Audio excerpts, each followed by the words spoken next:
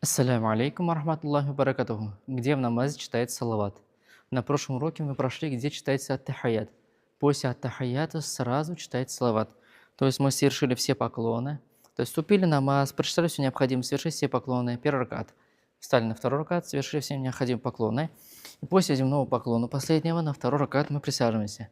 Прочитали ат-тахаят.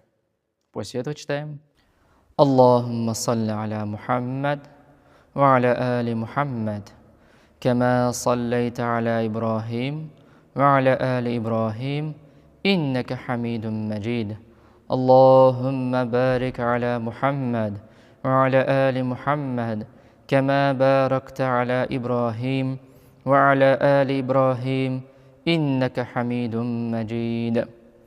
Повторим еще раз. اللهم صل على محمد وعلى آل محمد كما صليت على إبراهيم وعلى آل إبراهيم إنك حميد مجيد.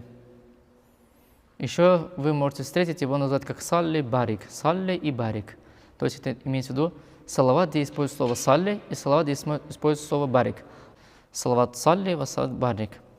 اللهم صل على محمد وعلى آل محمد كما صليت على إبراهيم وعلى آل إبراهيم إنك حميد مجيد اللهم بارك على محمد وعلى آل محمد كما باركت على إبراهيم وعلى آل إبراهيم إنك حميد مجيد اللهم صل على محمد وعلى آل محمد كما صليت على إبراهيم وعلى آل إبراهيم إنك حميد مجيد اللهم بارك على محمد وعلى آل محمد كما باركت على إبراهيم وعلى آل إبراهيم إنك حميد مجيد. До следующих уроков. Ассаляму алейкум ва рахматуллахи ва баракатуху.